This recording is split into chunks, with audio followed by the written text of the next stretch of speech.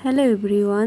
তো দেখো আজকের উলি মাছ আর পাবদা মাছ রান্না করব। পাবদা মাছগুলো পরিমাণ মতন লবণ, হলুদ গুঁড়ো আর সামান্য পরিমাণে একটু লঙ্কার গুঁড়ো মিশিয়ে ভালো করে মাছগুলোকে মাখিয়ে নেব।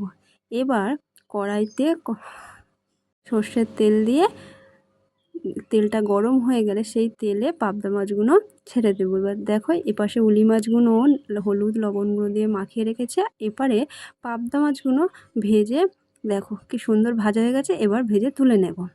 পাবদা মাছগুলো ভাজা হয়ে গেছে, এবার উলি মাছগুলো ভাজবো এক একটা করে। দেখো উলি মাছগুলোও ভাজা হয়ে গেছে, আমি তুলে নেব এবার।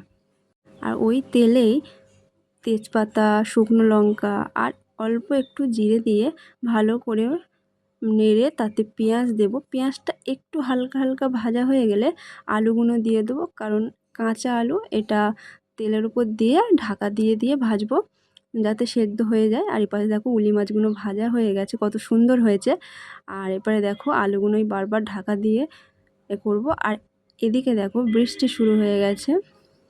এবার দেখো আলুগুলো ভালো করে খুলে নিয়ে এবার তাদের টমেটো দিয়ে দেব, দিয়ে ভালো করে একটু নেড়ে আবার ঢাকা দিয়ে দিয়ে ভাজতে হবে। তারপর পরিমাণ মতন হলুদ গুঁড়ো, ঝালের গুঁড়ো দিয়ে মাখিয়ে আর একটু অল্প গরম মশলা দিয়ে ভালো করে নাড়িয়ে নেব।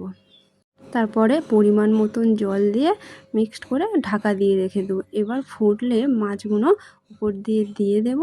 আর দেখো কত সুন্দর ফুটছে। এই দেখো আমাদের মাছের ঝোল রেডি। টাটা।